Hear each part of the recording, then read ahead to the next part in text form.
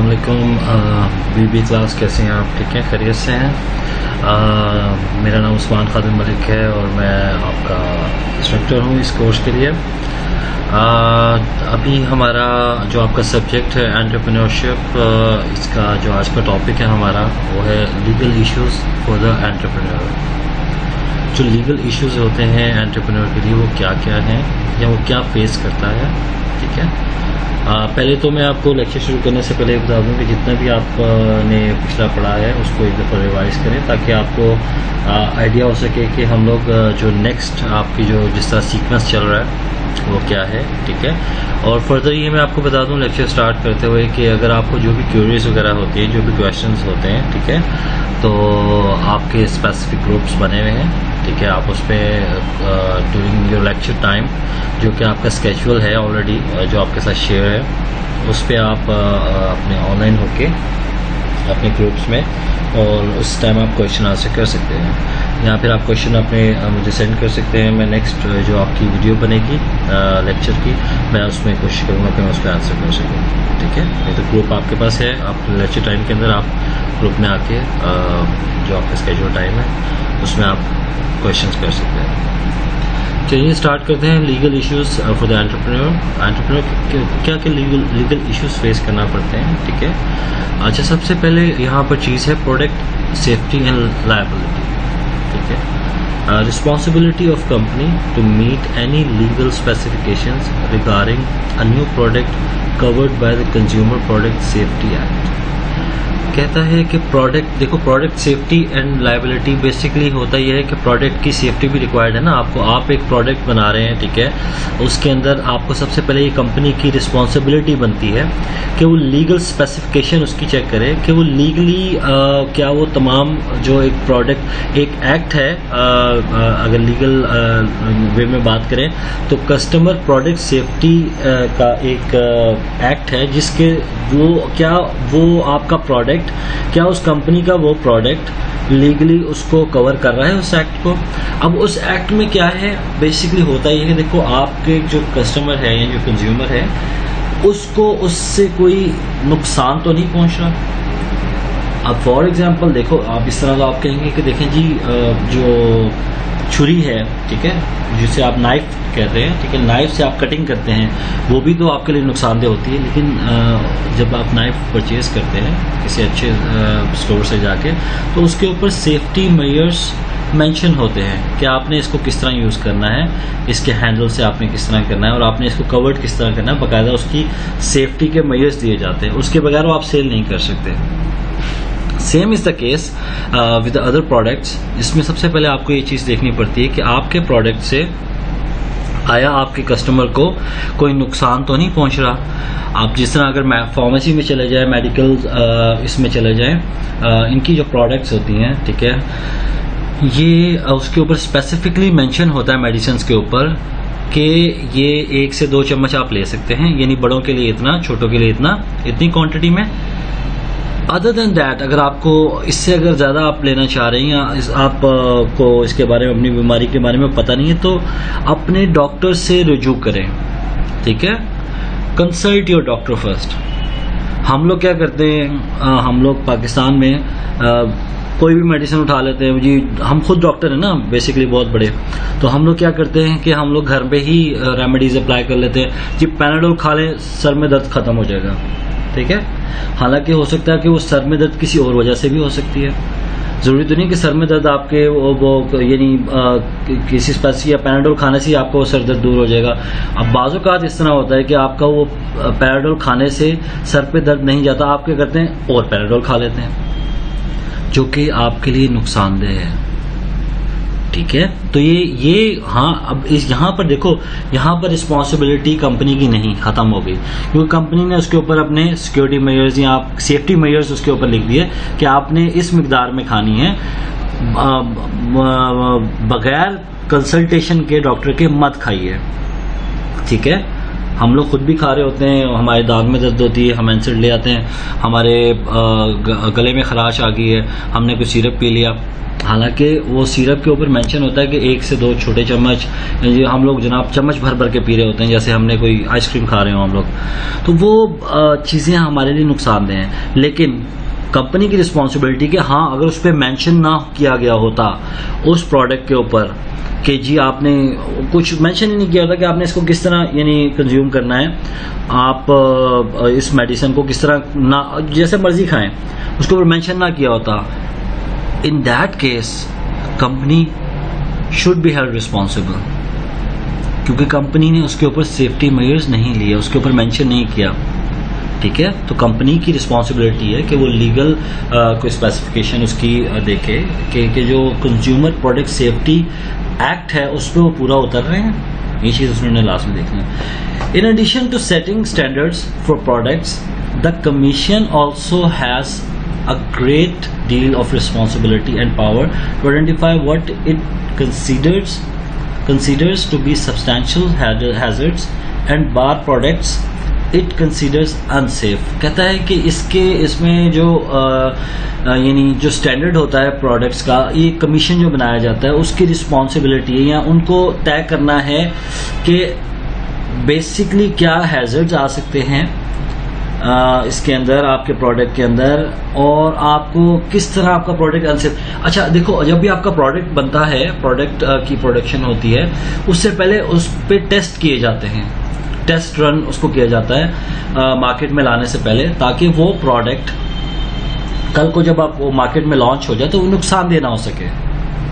ठीक है, तो ये तमाम चीज़ें जो कमीशन होता है ऑर्गेनाइजेशन का, वो तय करता है कि देखें कि ये प्रोडक्ट हमने ये लॉन्च करने जाना है, इसके ये हैजर्ड्स हो सकते हैं, 2-3 पैराडोल खाने से आपको यानी नुकसान पहुंच सकता है, यानी कंज्यूमर को, कस्टमर को नुकसान पहुंच सकता है, तो आप ये ना करें, आप ये हैजर्ड्स ले लें, ये इसके जो सिक्योरिटी मेजर्स ले लें, ये सेफ्टी मेजर्स ले लें। ठीक है, और जब अगर उनको लगता है कि अनसेफ है तो उसको उनको रोकना चाहिए, ये उनका काम है। अच्छा जी, प्रोडक्ट सेफ्टी एंड लायबिलिटी के अंदर आगे है जी, claims product against product and safety and liability, जो कि क्लेम हो सकते हैं। The following are the claims against product safety and liability: negligence, warranty, strict liability, misrepresentation.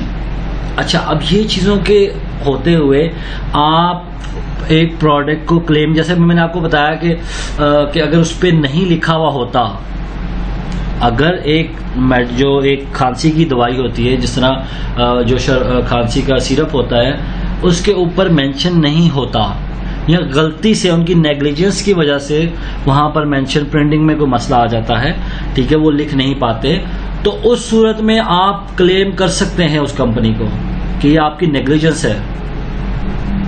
फिर सेकंड सूरत में क्या है, वारंटी है, वारंटी की सूरत में भी आप उसको क्लेम कर सकते हैं प्रोडक्ट की सेफ्टी और लायबिलिटी के हिसाब से।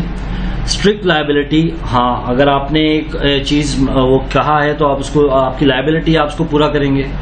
फॉर एग्जांपल, अगर आपने कहा है कि आप एप्पल फ़ोन परचेज करें, उसके साथ आपको एप्पल वॉच भी दी जाएगी, आप नहीं देते तो इट्स योर लायबिलिटी नाउ, या आपके पास स्टॉक में अवेलेबल नहीं है तो आपको उसको प्रोवाइड करनी है, तो इट्स अ स्ट्रिक्ट लायबिलिटी, या आपको प्रोवाइड करनी है, इस सूरत में भी क्लेम कर सकता है customer. Secondly, the fourth point is misrepresentation. This is a very important claim. इसमें देखें आप क्या करते हैं, इसमें आपने क्या किया, किसी भी चीज़ को मिसरिप्रेजेंट किया, मिसरिप्रेजेंट इन अ सेंस कि आपने कहा कि आपकी ये दवाई सर दर्द ख़त्म कर देती है, आपने वो दवाई खाई और आपको डायरिया हो गया, उस दवाई में कुछ ऐसे केमिकल्स थे या वो दवाई का फॉर्मूला सेम नहीं था या फॉर्मूला चेंज था, जिसकी वजह से वो आगे मसला कर गया। फॉर एग्जांपल, इसके चलो मेडिसिन से हम निकल जाते हैं, थोड़ा सा हम प्रोडक्ट्स की तरफ आ जाते हैं, ये आपके सेलुलर फोन्स की तरफ आ जाते हैं। अब जो सेल फोन है आपका, सेल फोन के अंदर आप बीइंग अ कंपनी एक ऑफर लेके आते हैं कि जी मेरे मोबाइल के अंदर क्वाड कैमरा अवेलेबल है। अब क्वाड कैमरे के अंदर क्या हुआ कि जब आप कस्टमर ने आपका परचेज करना शुरू किया तो कस्टमर ने ये देखा कि ये तो क्वाड कैमरा है ही नहीं, ये सिर्फ आपने पीछे 4 कैमरे लगाए हुए हैं और बेसिकली वो सिंगल कैमरा है। So it's a misrepresentation. जब आप बीइंग अ कंपनी आप एक मिसरिप्रेजेंटेशन करते हैं किसी भी प्रोडक्ट का, तो एनीवन कैन क्लेम कि आपने उनको गलत एक चीज रिप्रेजेंट करके सेल की है, तो वो आप पे क्लेम कर सकते हैं। Legally they have rights. So ये 4 चीजें जो है वो बड़ी ही इंपॉर्टेंट हैं और प्रोडक्ट सेफ्टी लायबिलिटी के लिहाज से।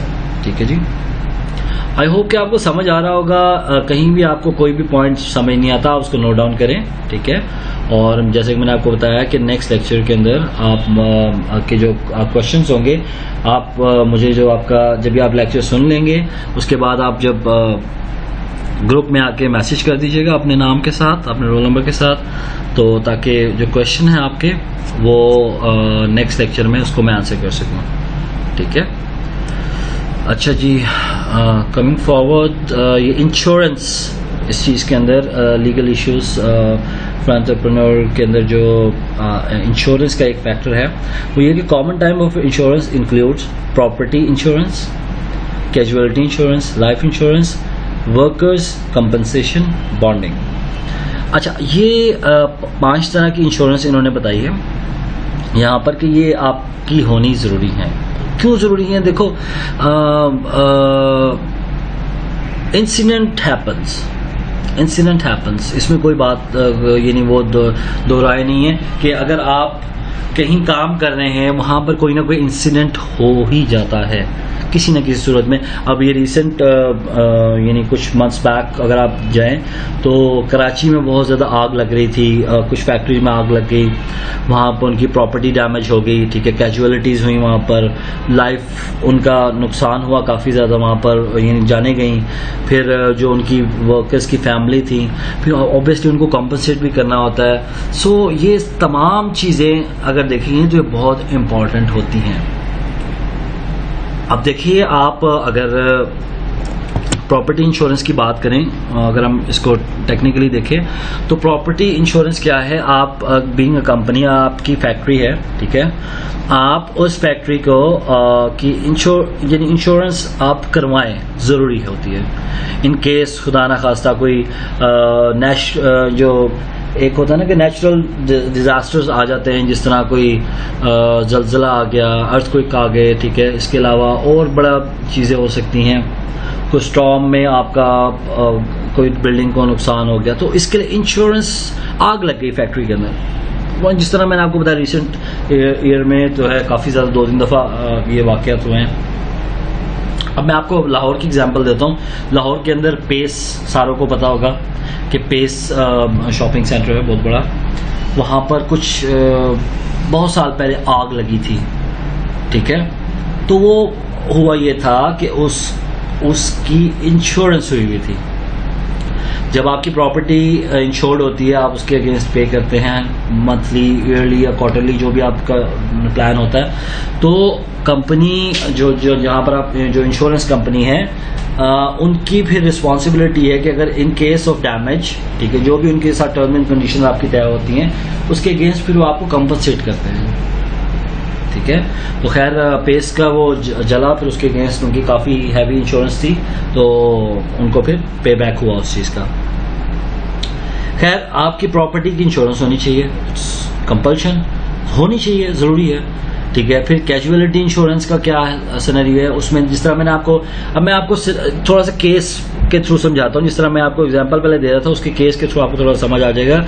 कराची में आग लगी फैक्ट्री के अंदर, प्रॉपर्टी थी उनकी, कंपनी की इंश्योर्ड थी, इंश्योरेंस हुई हुई थी, गुड, प्रॉपर्टी इंश्योर्ड, चेक, ठीक है। कैजुअलिटी इंश्योरेंस मीन कि उस ड्यूरिंग द वर्किंग आवर्स जो फैक्ट्री में आग लगी, जितनी कैजुअलिटीज हुई उसकी इंश्योरेंस हुई हुई थी। इधर क्या वो इंश्योर्ड थे, उन्होंने इस चीज़ की इंश्योरेंस करवाई हुई थी। अगर तो हुई थी तो वो कंपनी जो है रिस्ट्रिक्ट है उनको पे करने के लिए, या फिर इन केस कि अगर आपका जो एम्प्लॉय है वहां पर काम करने वाला उस फैक्ट्री में, अगर उस कंपनी ने उस के यानी जो फैक्ट्री के ऑनर है उन्होंने उनकी इंश्योरेंस की हुई, तो फिर उनको कैजुअलिटी की इंश्योरेंस पे करनी पड़ेगी। ठीक है। Third one is life insurance. Life insurance का ये होता है सिनेरियो कि आप इंडिविजुअल बेस के ऊपर अपनी लाइफ इंश्योरेंस करा लेते हैं कि फॉर एग्जांपल अल्लाह ना करे आप इंश्योरेंस करवाते हैं लाइफ इंश्योरेंस, तो अगर आपको कुछ हो जाता है, इसमें भी कई टर्म्स एंड कंडीशन है, कुछ यानी अगर आपका यानी आप खुदा न खास्ता अगर डेथ हो जाती है आपकी, तो आपकी फैमिली को compensate in a form of cash दिया जाता है। अगर आपको इसमें सेकंड टाइप ये होती है कि फॉर एग्जांपल अगर आप लाइफ इंश्योरेंस के अलावा हेल्थ इंश्योरेंस होती है, लेकिन वो इसमें मेंशन नहीं है, लेकिन हेल्थ इंश्योरेंस भी एक होती है कि आपको खुदा न खास्ता बीमार हो गए, आप ज़्यादा बीमार हो गए, उसमें आपको रूम के चार्जेस, आपके डॉक्टर की फ़ी वगैरह कुछ कॉम्पनसेट किया जाता है, उसके अगेंस्ट आप पर मंथ पे करते हैं, या जो भी आपका प्लान होता है उसके अकॉर्डिंगली पे करते हैं। तो लाइफ इंश्योरेंस उस फैक्ट्री की देखी जाए तो एम्प्लॉयज़ की अगर हुई भी थी तो उनको इंश्योरेंस मिलेगी वहाँ पर जिनकी डेथ हो गई है। ठीक है। Fourth is the type of insurance workers compensation. Workers compensation क्या है? जिस फैक्ट्री में वो एम्प्लॉयज काम कर रहे थे, उस फैक्ट्री की रिस्पॉन्सिबिलिटी बनती है कि उनकी फैमिलीज को भी कॉम्पनसेट करे जो ड्यूरिंग दैट इंसिडेंट वहां पर जख्मी हुए हैं, फौत हो गए हैं, या उनको कोई नुकसान पहुंचा है, उसके अगेंस्ट वर्कर को कॉम्पनसेट किया जाए। ये बहुत ज़रूरी एक एलिमेंट है इंश्योरेंस के अंदर कि आपको ये इंश्योर करना है कि आपके वर्कर को भी उस चीज़ पे कॉम्पनसेट किया जाए। अच्छा, जो लास्ट हमारी इंश्योरेंस की टाइप है वो है बॉन्डिंग। अब ये जो बॉन्डिंग इंश्योरेंस है ये बेसिकली क्या है, इसको अगर हम इसको डिफाइन करें तो ये basically also it's also known as financial guarantee insurance. It's a type of insurance whereby an insurance company guarantees scheduled payments of interest and principals on a bond or other security in the event of a payment default by the issuer of the bond or security. ये basically क्या है? एक type of insurance है जिसको insurance company ensure guarantee करती है जो schedule उनका पेमेंट है of interest and principal on a bond और other security in the event of a payment default by the issuer of the bond और security. अब फॉर एग्जांपल क्या है कि आपसे एक पार्टी अब ये इसमें थोड़ा सा मैं आपको समझा दूं कि दो पार्टीज हैं। ए पार्टी क्या करती है कि बी पार्टी को पेमेंट करती है, ठीक है, और उन दोनों के दरमियान जब वो चेक यानी वो देती है ए पार्टी बी पार्टी को, तो जो सी पार्टी है वो ये दोनों उसको यानी थर्ड पार्टी के तौर पे बुलाते हैं कि आप यानी जो बी पार्टी है वो करती है सी पार्टी को कहती है कि आप इसकी गारंटी दें, ठीक है, आप इसकी जो है वो गारंटी दें कि ये अगर डिफॉल्ट हो जाता है तो आप इसके पैसे पे करेंगे। बेसिकली बॉन्ड बन गया ना एक, ठीक है। तो बेसिकली होता क्या है कि वो खुदा ना खास्ता कि ए पार्टी डिफॉल्टर हो जाती है तो सी इज लायबल टू पे ऑल द फाइनेंशियल जो भी उसके गारंटी इंश्योरेंस होती है वो उनको पे करना होता है, ठीक है।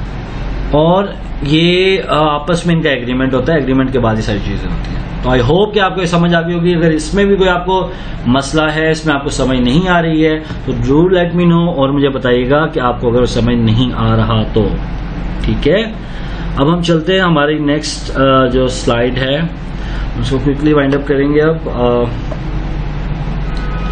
नेक्स्ट हमारी स्लाइड है जी, लास्ट स्लाइड है contract. What is a contract? A legally binding agreement between two parties. All parties involved should be named and their roles specified. The transaction should be described in detail. The exact value of the transaction should be specified. Obtain signatures of the persons involved in the deal. Contract क्या होता है, एक legally bind agreement होता है between two parties, to और more than to parties. ठीक है, आप किसी के साथ कोई एग्रीमेंट करना चाहते हैं तो आप उसको रिटन फॉर्म में लेके आते हैं। ठीक है, हमने ऑलरेडी BBA 6 को, मैं क्योंकि आपको ये लेक्चर है, आपने ऑलरेडी एक सब्जेक्ट पढ़ा था जिसके अंदर ये सारी चीज़ें हमने ऑलरेडी डिस्कस की हुई हैं, इंटेलेक्चुअल प्रॉपर्टी राइट्स। ठीक है, उसके अंदर ये आपको मैंने कॉन्ट्रैक्ट और सारी चीज़ें पढ़ाई हुई ऑलरेडी। सो मेरे ख्याल में आप उसको एक दफ़ा रिवाइज करें तो आपको ये सारी चीज़ें ऑलरेडी एक्सप्लेन्ड हैं और आपको समझ आ जाएंगी। ठीक है जी, all parties involve should be named and their roles are specified, यानी जो पार्टीज इन्वॉल्व हैं उनके नाम अगर मेंशन होने चाहिए कॉन्ट्रैक्ट के अंदर और उनके रोल्स भी स्पेसिफाइड होने चाहिए। फॉर एग्जांपल, आप किसी के साथ कॉन्ट्रैक्ट करते हैं कि जी मैंने आपको इतनी प्रॉपर्टी सेल की है, अब आपने मुझे उसकी पेमेंट करनी है। ठीक है, और पेमेंट में आपने इस फॉर्म में पेमेंट करनी है, ये आपका उसका रोल हो जाएगा। मेरा रोल है कि मैंने उसकी पेमेंट, यानी मैंने जो प्रॉपर्टी उसको हैंड ओवर करनी है, और उसका रोल है कि उसने मुझे उसके अगेंस्ट पेमेंट करनी है इन कैश फॉर्म, जो भी आप जिस तरह उसके साथ एग्रीमेंट होता है। Transaction should be described in detail. तो ट्रांजैक्शन जो है वो उसको डिस्क्राइब करना चाहिए आपको डिटेल के अंदर कॉन्ट्रैक्ट के, ताकि वो वाज़ेह हो सकें चीज़ें। द एग्जैक्ट वैल्यू और ट्रांजैक्शन शुड बी स्पेसिफाइड, ये भी बड़ी इंपॉर्टेंट चीज़ है कि अगर आप किसी से कॉन्ट्रैक्ट करते हैं तो उसकी एग्जैक्ट ट्रांजैक्शन की अमाउंट या जो ट्रांजैक्शन होनी है, फॉर एग्जांपल आपने मोबाइल के अगेंस्ट मोबाइल देने हैं किसी पार्टी को, आपने एक प्रॉपर्टी के अगेंस्ट गाड़ी पर यानी उससे लेनी है, एक्सचेंज करनी है, तो ट्रांजैक्शन की जो टाइप है वो स्पेसिफाई होनी चाहिए और वो एग्जैक्ट होनी चाहिए। ये नहीं है कि अच्छा जी पार्टी ए ने पार्टी बी से पार्टी ए ने एक चीज सेल की है और पार्टी बी उसको पेमेंट करेगी। पार्टी ए ने भाई क्या चीज सेल की है, पार्टी बी क्या उसको किस फॉर्म में पेमेंट करेगी। So it should be clear, the exact value of the transaction should be specified in the contract. Otherwise देखें वो एक चीज कॉन्ट्रैक्ट में स्पेसिफाई ही नहीं है। ठीक है, एक चीज कॉन्ट्रैक्ट में लिखी ही नहीं हुई, आप उसको जब खुदा ना खास्ता कोई वॉयलेशन हो जाती है आपके कॉन्ट्रैक्ट में, वॉयलेशन इन द सेंस कि पार्टी भी आपको पेमेंट नहीं करती, आपकी जगह पे कब्जा कर लेती है, so how can you claim if it is not specified in the contract the exact value या the exact terms and conditions जो वहां पर मेंशन किया गया हो। The last point is obtain signature of the person involved in the deal. अच्छा, अब देखो ये भी बड़ी ही इंपॉर्टेंट चीज इसलिए है, देखो जब तक आपके सिग्नेचर्स नहीं होते वो चीज ऑथेंटिकेट नहीं होती है। ठीक है, ये बड़ी आसान सी चीज है और ये आपको समझ आ जानी चाहिए। थैंक यू वेरी मच, अल्लाह हाफिज़। एनी क्वेश्चंस, जो आपके क्वेश्चंस हैं वो आप नोट डाउन करके मुझे जो ग्रुप्स हैं आपके उसमें मुझे सेंड कर दें इन द लेक्चर टाइम, जो आपका टाइम है उसके दौरान ही स्केड्यूल जो आपका है, और आपको नेक्स्ट जो रिकॉर्डिंग होगी उसमें आपका तमाम डिटेल्स में मिल जाएंगे। ठीक है, थैंक यू वेरी मच, अल्लाह हाफिज़, अपना ख्याल